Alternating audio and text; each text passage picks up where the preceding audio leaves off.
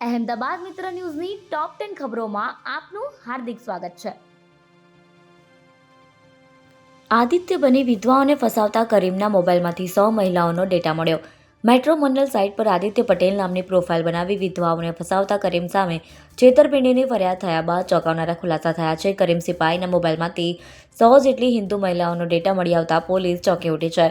કરીમ સિપાહી પોતે આદિત્ય પટેલ નામ ધારણ કર્યું. આદિત્ય નામના જ ખોટા પાન કાર્ડ, આધાર કાર્ડ, પાસપોર્ટ, રાશન કાર્ડ તૈયાર કર્યા. પોતાને વિધુર ગણાવી મેટ્રિમોનિયલ સાઇટ પર વિધવા અને ડાયવોર્સી મહિલાઓનો સંપર્ક કરતો. મહિલાઓ સાથે સંપર્ક વધાર્યા બાદ તેની પાસેથી પૈસા પડાવતો હોવાનું સામે આવ્યું છે. કાલુપુર રેવડી બજાર એસોસિએશને એએમસીને ₹11.29 કરોડ ચૂકવ્યા નહીં. શહેરના કાલુપુર વિસ્તારમાં આવેલ રેવડી બજાર તરીકે ઓળખાતી Sardar Vallabhbhai Patel Sindhi cloth market cooperative society limited દ્વારા અગમ્ય કારણોસર અમદાવાદ મ્યુનિસિપલ કોર્પોરેશનને વ્યાજ પેટે અંદાજે ₹11.29 કરોડથી વધુ રકમ ચૂકવવામાં ઠાગાઠૈયા કરવામાં આવી રહ્યા હોવાને કારણે બાકી લેણા વસૂલવા તજવીજ કરવામાં આવી રહી છે અને આગામી સપ્તાહમાં એએમસી દ્વારા રેવડી બજારના મહાજન એસોસિએશનને મ્યુનિસિપલ કોર્પોરેશન દ્વારા નોટિસ ફટકારવાની શક્યતા છે. રેવડી બજારના મહાજન એસોસિએશનને અગાઉ નોટિસ ફટકારવામાં આવી હોવા છતાં રકમ ચૂકવવામાં આવી નથી. પૂર ઝડપે દોડતી લક્ઝરી કાર બીઆરટીએસ ટ્રેકમાં ઘૂસી ગઈ.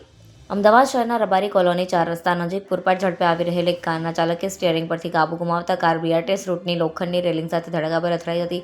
સ્પીડ એટલી વધારે હતી કે કાર રેલિંગ તોડીને બીઆરટીએસ ટ્રકની અંદર ઘૂસી ગઈ હતી. વાહનનો આગળનો ભાગ કચરગાણ થઈ ગયો હતો. આ અંગે પોલીસે તપાસ હાથ ધરી છે. નાગિન સ્ટાઇલમાં એક્ટિવા ચલાવ્યા બાઇક પર સુપરમેન બન્યો.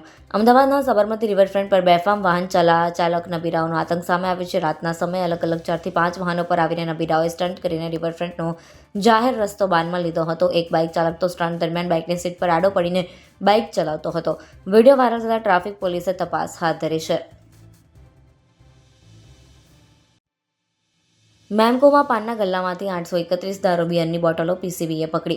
અમદાવાદમાં પોલીસના ડર વિના જાહેરમાં દારૂનું વેચાણ કરતા બુટલેગરો સામે પોલીસ કમિશનરની પીસીબી સ્ક્વોડે મોટી કાર્યવાહી કરી છે. શહેર કોટડા પોલીસ મથકની હદમાં આવેલ મેમકો વિસ્તારમાં પાનના ગલ્લાની બહાર બાકડા પર બેસીને ખુલ્લેઆમ વિદેશી દારૂ વેચતા એક શખ્સને પીસીબીની ટીમે રંગે હાથ ઝડપી પાડ્યો છે. પોલીસે પાનના ગલ્લાને બાકડા નીચેથી કુલ 831 નંગ નાની મોટી વિદેશી દારૂ તથા બિયરની બોટલોનો મોટો જથ્થો કબજે કર્યો છે. આ દારૂ લક્ઝુરિયસ ફોર્ચ્યુનર કારમાં સપ્લાય કરવામાં આવતો હોવાનો ચોંકાવનારો ખુલાસો થયો છે. ગુજરાતમાં આ વર્ષે ચોમાસું મોડું પડતા ખેડૂતોની ચિંતા વધી. ગુજરાતમાં સામાન્ય રીતે 15 જૂને ચોમાસું બેસી જતું હોય છે અને 30 જૂન સુધીમાં આખા રાજ્યને કવર કરી લેતું હોય છે. પણ આ વર્ષે 15 જૂન વીતી ગયા બાદ પણ હજી ચોમાસાનું આગમન થયું નથી. હવામાન વિભાગના જણાવ્યા અનુસાર હજી ગુજરાતમાં સત્તાવાર ચોમાસાના આગમનનું કોઈ પૂર્વાનુમાન નથી. મહારાષ્ટ્ર સંપૂર્ણ કવર થયા બાદ જ ગુજરાતમાં ચોમાસાની એન્ટ્રી થશે. આ વર્ષે ચોમાસું બેસવા માટે હજી રાહ જોવી પડશે. ચોમાસું મોડું પડતા ધરતીપુત્રોની ચિંતામાં વધારો થઈ શકે છે.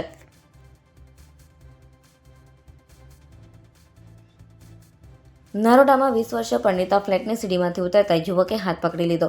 અમદાવાદ શહેરના નરોડા વિસ્તારમાં રહેતી પરિણીતાને પાડોશી યુવકે ચાલ મારા ઘરે કહીને મોઢું દબાવી બળજબરીથી ઘરમાં લઈ જવાનો પ્રયાસ કર્યો હતો. પરિણીતાએ બૂમાબૂમ કરતા તેના ભાઈ અને ફ્લેટના લોકો દોડી આવ્યા હતા. છેડતી બાબતે પરિણીતાના ભાઈએ યુવકને ઠપકો આપતા બોલાચાલી કરી ગાળાગાળી પણ કરી હતી. પરિણીતાએ યુવક વિરુદ્ધ નરોડા પોલીસ સ્ટેશનમાં ફરિયાદ નોંધાવતા પોલીસે ગુનો નોંધી આરોપીની ધરપકડ કરવાની તજવીજ હાથ ધરી છે.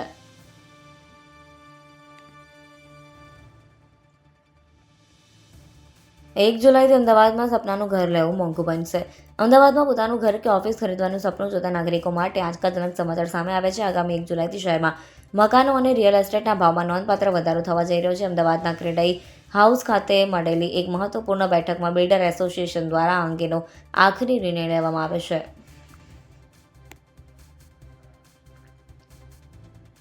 ભાજપ સરકાર સામે ધરતીપુત્રોએ હળ ઉગામ્યું. ખેડૂતોના અધિકારો માટે કોંગ્રેસે ટ્રેક્ટરો સાથે અમદાવાદના શાંતિપુરા ચોકડીથી ગાંધીનગર સુધી કિસાન અધિકાર યાત્રા યોજી હતી, જે 15 જૂને યોજાઈ હતી. આ રેલીમાં અંદાજે 20થી વધુ ખેડૂત સંગઠનો જોડાયા હતા. કોંગ્રેસે કુલ 5 માંગણી સરકાર સમક્ષ મૂકી હતી. કોંગ્રેસ સેવા દળના અધ્યક્ષ લાલજી દેસાઈ, પાલ આંબલિયા, જયેશ પટેલ, મહેશ રાજકોટિયા, પ્રદેશ કોંગ્રેસના કાર્યકારી પ્રમુખ જિગ્નેશ મેવાણીએ યાત્રાનું સંકલન કર્યું હતું. થોડા સમય માટે અમદાવાદ રિંગ રોડ રણ મેદાનમાં પરિવર્તિત થઈ ગયો હતો. ખેડૂતોએ ટ્રેક્ટર લઈ ગાંધીનગર જવાની જીદ કરતા પોલીસ સાથે ઘર્ષણ થયું હતું.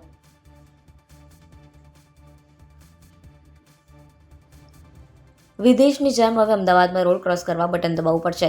વિદેશની જેમ રોડ ક્રોસ કરવા માટે હવે અમદાવાદના સીજી રોડ ઉપર મ્યુનિસિપલ કોર્પોરેશન દ્વારા pelican traffic signal push button સંચાલિત ઇન્સ્ટોલ કરવામાં આવ્યું છે.